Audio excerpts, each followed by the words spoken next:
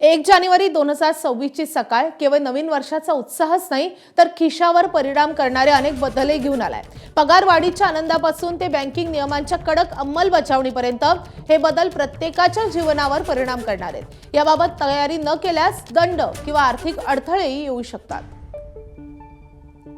तर नेमके काय बदल होणार आहेत आपण ग्राफिक्सच्या माध्यमातून पाहूयात।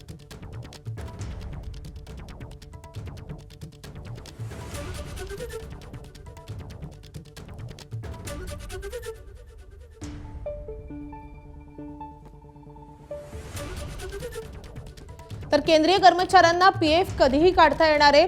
13 अटी ज्या होत्या त्या संदर्भातल्या त्या रद्द करण्यात आल्या। कार खरेदीसाठी आजपासून जादा पैसे मोजावे लागतील।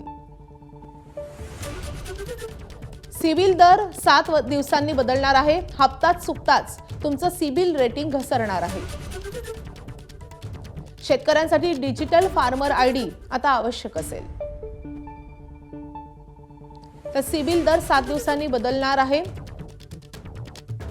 त्यामुळे सिबिल स्कोर मध्ये बदल होत राहतील। केंद्रीय कर्मचारी आणि पेन्शनधारकांना 8वा वेतन आयोगही लागू होऊ शकतो।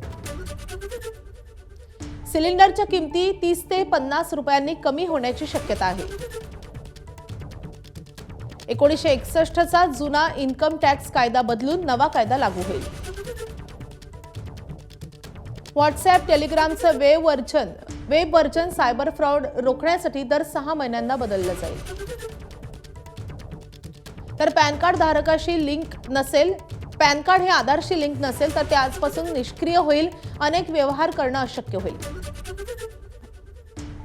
शेतकऱ्यांना फार्मर आयडी अनिवार्य असेल। कार्ड नसल्यास 6,000चा हप्ता त्यांच्या खात्यात जमा होणार नाही। तर हे महत्त्वाचे बदल आजपासून लागू झालेत।